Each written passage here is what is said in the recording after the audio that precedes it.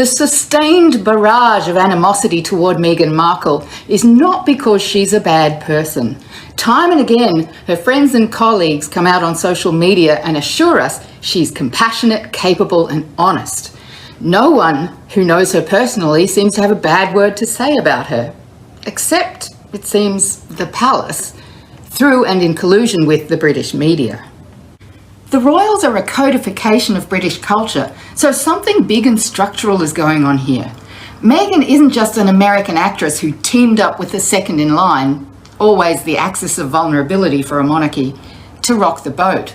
She's a flashpoint in a battle to save the ancient patriarchy, not just the royal family, but the whole essence of what it signifies and stands on, ancient imperial power itself, racist, sexist, theocratic, economically exploitative civilization. Yep, if this were a fairy tale, Meghan would be the Witch of the Windsors, the beautiful, troublesome foreign wife, convicted of obscure crimes, locked up in the Tower, and then handed over to the people to satisfy their bloodlust after they rejected the adulteration of the tribe. Because to them, Meghan, and I say this with absolute respect for her as a person and as a woman of colour, Meghan represents the ascendance of a once enslaved race into the royal Britannic bloodline. Shock, horror. For the sane amongst us, this can only be a good thing. Even the Queen, after a moment's wistful reluctance, embraced the just and inevitable and made a point of welcoming Meghan into the fold. But even a queen can't prevent the media-led commodification of racial conflict and cultural upheaval playing out in her own family. If the domestic narrative of the royal family has a civic purpose, it's as a soap opera thrashing out issues of ethics, power, and international relations at a personal level. But who's writing the script? Prince Harry's determination to write his own script is clearly something he inherited from his mother. Their passionate belief that the monarchy could be reformed, modernised, democratised might seem naive, even vain at this point, but the march of history is relentless. Britain, already so much reduced from its imperial prime, is regarded by many as at risk of collapse. If the British monarchy is to survive, it must do what it always has, adapt itself to the ideals of the times. Trouble is, Meghan Markle embodies one ideal while threatening another. I just hope she survives. There it is. Preach, sister. Calm, precise, unfiltered, and somehow still too nuanced, too grounded, too rooted in basic observable reality for an entire industry that wakes up every single morning, stretches, pours its tea, and asks itself with remarkable consistency and almost admirable dedication, how can we blame Meghan today?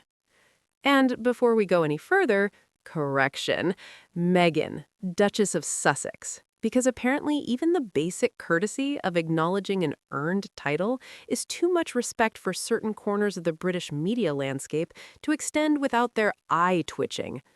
The title isn't a technicality, it's not a formality, it's a name, and the deliberate, repeated, almost theatrical refusal to use it correctly is not an accident. Nothing in this story ever is. Let's establish something clearly, right at the beginning, before we go anywhere else, because the foundation matters. The sustained, obsessive, borderline performance art level hostility directed at Meghan, Duchess of Sussex, is not, has never been, rooted in her behavior. It is not grounded in documented facts. It is not supported by consistent, coherent, evidence-based storytelling. And if you've been paying even moderate attention over the past several years, you'll have noticed that the narrative itself cannot seem to decide what it actually believes about her, which is the first and most revealing sign that the narrative was never really about her at all. One week, she's too ambitious, overreaching, doesn't know her place. The next week, she's lazy, doesn't want to work, difficult to schedule. Then she's controlling, domineering, manipulative. but also somehow irrelevant, fading, yesterday's news. Then back to threatening, dangerous, a problem that needs solving. Pick a lane, any lane, commit to something. At minimum, pretend that whoever is writing the script went back and read the previous episodes before submitting new material, because right now, the continuity is genuinely embarrassing for a production that takes itself this seriously. And while this shape-shifting narrative spins and contradicts itself week after week, something else keeps happening in the background. Something that the machine would very much prefer you not pay too much attention to. The people who have actually met her keep saying the same things.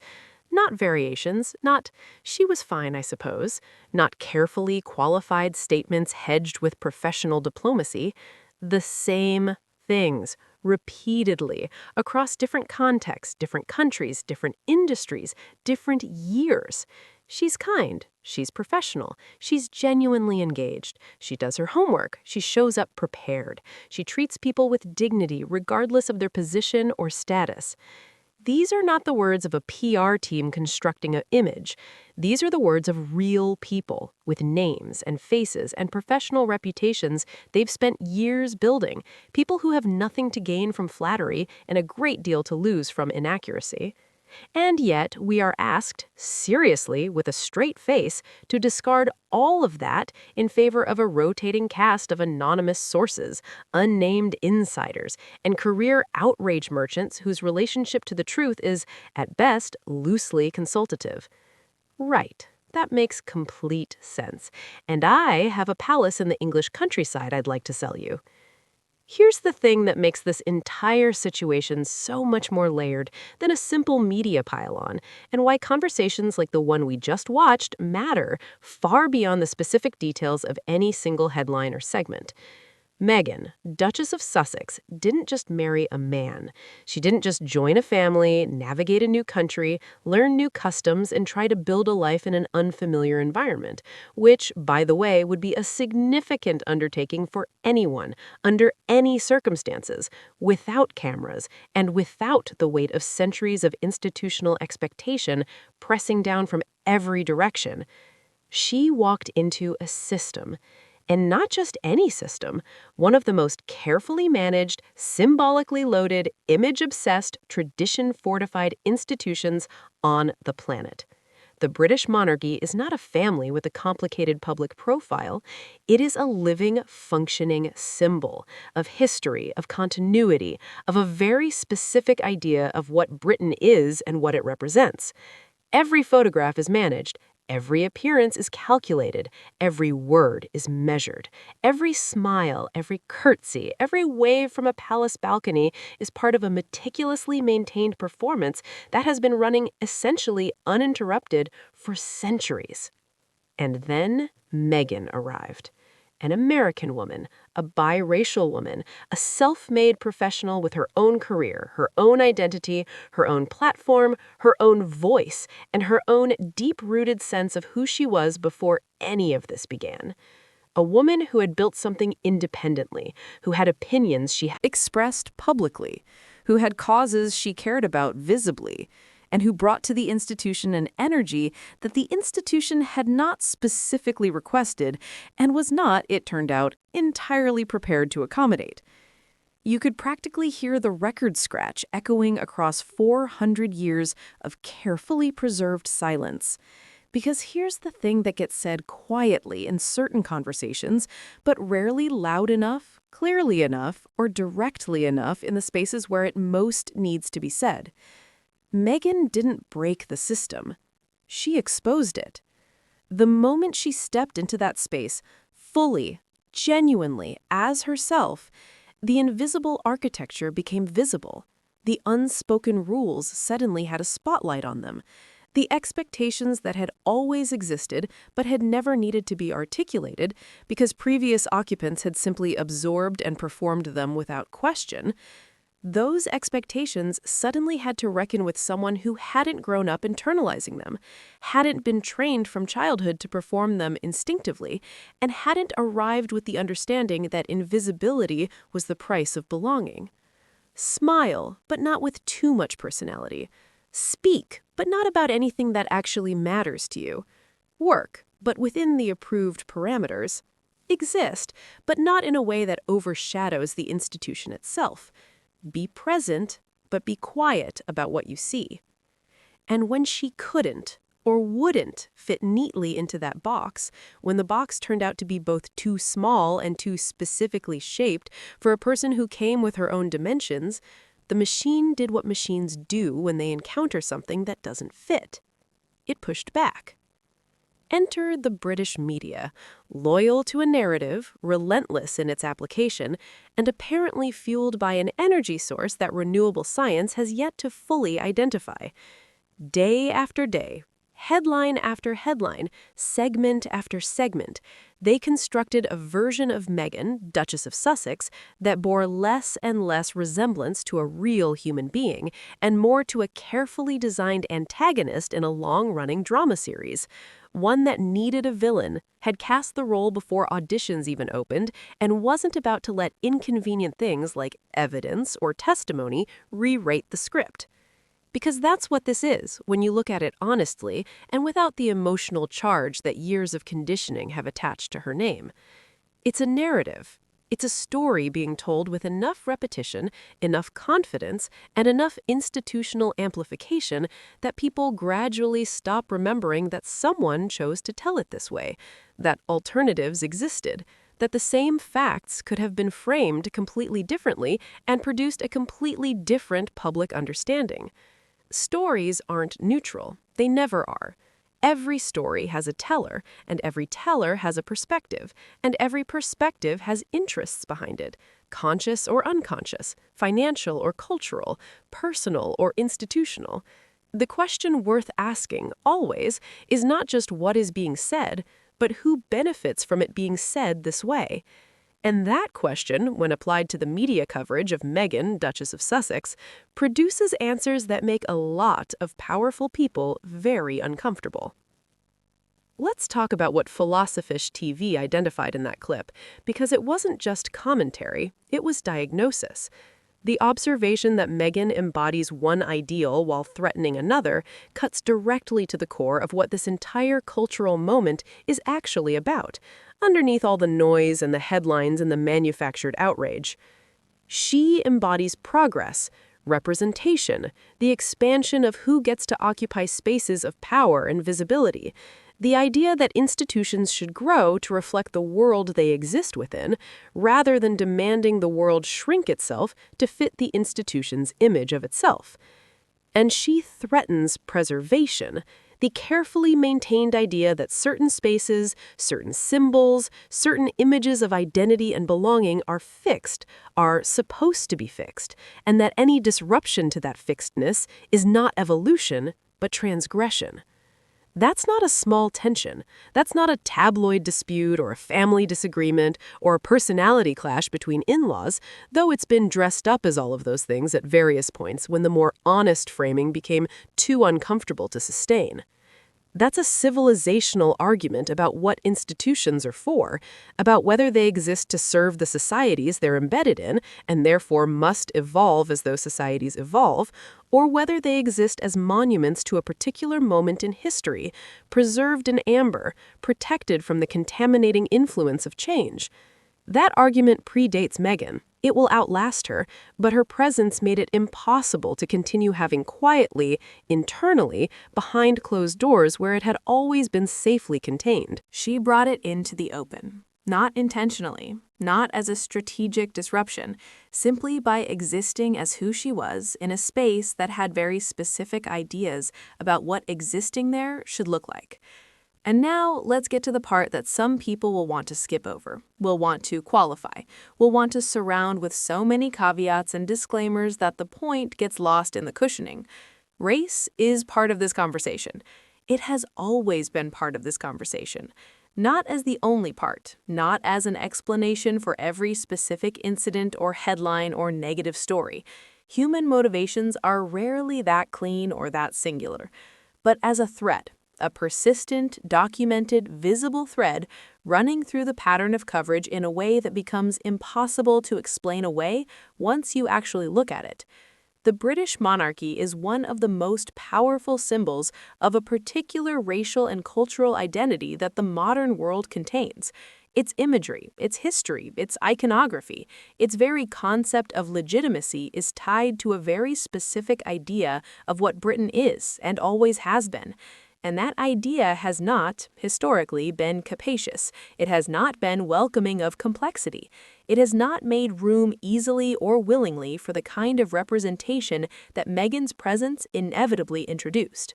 When her arrival was met with coverage that employed language, comparisons, and framing that would never have been applied to a white American woman entering the same family under the same circumstances, and it was documented repeatedly from the very beginning, that's not coincidence. That's not oversight. That's the expression of something deeper and older and more institutionally embedded than any single editor's decision. And the deflection is always the same. It's not about race, they say. It's about behavior, about protocol, about respecting the institution, about fitting in. But fitting in to what, exactly? And by whose definition? And why does fitting in seem to require the erasure of everything that makes her who she is, rather than the expansion of what the institution considers acceptable? Those questions don't get answered. They get redirected, usually toward the next headline about a private jet or a pronoun count or a handshake that was apparently performed incorrectly. And then there's Harry, who deserves his own sustained moment in this conversation, because his role in this story is more complicated and more significant than the media has generally been willing to engage with honestly. Harry is not a supporting character in Meghan's story. He is not a man who was led astray or manipulated or confused or temporarily captured by an influence he'll eventually recognize and escape. That framing, which has been remarkably persistent, requires you to simultaneously believe that Meghan is a calculating mastermind and that Harry is a helpless agency-free passenger in his own life. As we've established before, both of those things cannot be true, and neither of them are. Harry is a man who grew up inside the institution, who learned its mechanics from the inside, who understood with the specific clarity that comes from intimate proximity exactly how it functioned, what it prioritized, and what it was willing to sacrifice to protect itself. He watched it happen to his mother. He experienced its consequences personally. He understood, better than almost anyone on the outside could, what staying would actually mean. And he made a choice. Not a confused choice, not a temporary choice, not a choice he's been waiting for permission to reverse. A clear, considered, consistently maintained choice to build a life outside a system that was causing harm to his family and to himself. That choice, more than anything else perhaps, is what the media and the institution find most difficult to process, because it's not just a personal decision, it's a statement. It's a man with intimate knowledge of how the machine works, choosing publicly and permanently to step away from it. And that kind of insider departure carries an implicit critique that no amount of headline management can fully neutralize. If everything was fine, why did he leave? If the institution is as functional and reasonable and well-intentioned as its defenders insist, why would someone who loved it and belonged to it and had every material reason to stay choose to go? Those questions hover over every story about the Sussexes, unasked in the headlines, but impossible to fully suppress. And the answer, the honest, simple, uncomfortable answer, is that he saw something from the inside that confirmed what many people on the outside had been trying to articulate for years. The system has problems, real ones, and acknowledging those problems is more threatening to certain interests than any individual behavior or headline or controversy could ever be. Because here's the broader truth that all of this, the coverage, the hostility, the narrative machinery, the cultural resistance, is ultimately circling without landing on directly. Institutions do not change because they want to. They change because the cost of not changing eventually exceeds the cost of adapting, and the people most invested in an institution's current form will fight with everything available to them to delay that moment of reckoning for as long as possible. The British media, in its sustained campaign against Meghan, Duchess of Sussex, has not been operating independently of this dynamic. It has been, whether consciously or through the accumulated force of institutional habit and financial incentive, serving it, providing cover, redirecting attention, keeping the public focused on a woman's outfit choices and pronoun frequency, while larger, more structurally significant questions about the institution itself go unasked. It's a function, a social function dressed up as entertainment, as public interest journalism, as the democratic duty to scrutinize powerful people. But the scrutiny is applied so unevenly, so selectively, with such obvious preference for certain subjects and such systematic avoidance of others, that the public interest justification collapses under even the lightest examination. And yet, the machine keeps running, because machines don't stop when they've lost their justification. They stop when they lose their fuel, and the fuel, outrage, engagement, clicks, emotional activation, the endlessly renewable resource of public appetite for conflict, shows no sign of running out. So where does that leave us? It leaves us here, watching clips like the one that opened this conversation, finding meaning in moments when someone, calmly, clearly, without the performance of outrage or the safety of hedging, names what is actually happening, calls it by its real name, refuses to dress it up in the language of legitimate criticism, when what it actually is something older and uglier and far less comfortable to acknowledge. It leaves us in the work of paying attention, of reading past the headline, of asking who benefits from the story being told this way, of holding space for the possibility that the narrative we've been handed is not the truth, but a version of the truth, a version shaped by interests, maintained by systems, and dependent on our continued willingness to accept it without scrutiny. And it leaves us with Meghan, Duchess of Sussex, who continues, regardless of what any headline says, to exist, to work, to advocate, to raise her children, to build something meaningful, to show up, imperfectly and humanly, in a world that has spent years trying to reduce her to a convenient symbol of everything that's supposedly wrong. She was never the villain of this story. She was the mirror. And the institution, and the media that serves it, and the cultural forces that animate both of them, they didn't attack her because of who she is. They attacked her because of what they saw when they looked into that mirror. And what they saw scared them, because it told them, quietly but unmistakably, that the world has already changed, and that the story they've been telling themselves, who they are, what they stand for, who belongs in their most hallowed spaces, was never as solid, as permanent, or as unquestionable as they needed it to be. Meghan didn't disrupt the institution. She revealed that it was already disrupted, already straining, already facing questions it had been successfully avoiding for decades. She just made those questions impossible to ignore.